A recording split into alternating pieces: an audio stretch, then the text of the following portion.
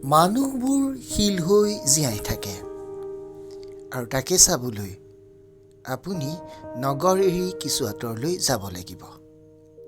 আপুনি যাব লাগিব জাগিৰোডৰ ওচৰৰ শিলচাঙলৈ নাইবা বৃহত্তৰ খেতি উন্নয়ন খণ্ডৰ ভিতৰুৱা গাঁও এখনি মাৰকাঙলৈ নাইবা ঐতিহাসিক ৰাণীলৈ।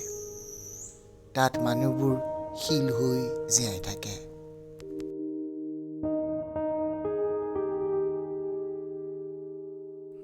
গুৱাহাটীৰ পৰা প্ৰায় 40 কিলোমিটাৰ আঁতৰৰ বৃহত্তৰ খেতি উন্নয়ন খণ্ডৰ এখনি ভিতৰুৱা গাঁও মাৰকাং।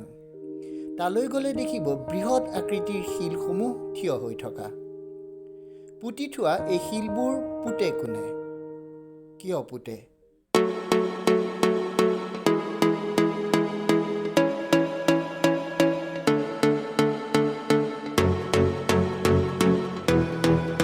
থিয় হৈ থকা শিলবোৰে কি কথা সাঁচি ৰাখে বুকুত?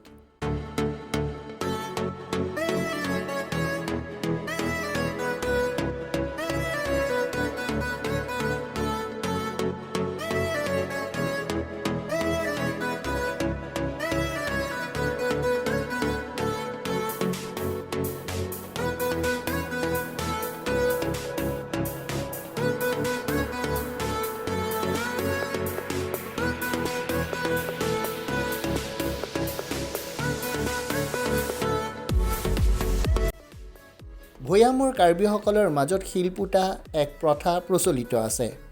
কোনো ব্যক্তিৰ মৃত্যুৰ পাছত তেওঁলোকে সেই ব্যক্তিগৰাকীৰ স্মৃতিত একোটাকৈ শিল পোতে। সেই শিলবোৰে মানুহজনক জীয়াই ৰাখে।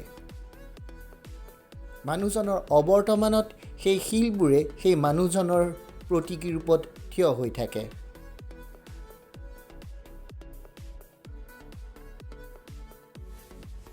সেই শিলবোৰে মানুহজনক জীয়াই ৰাখে।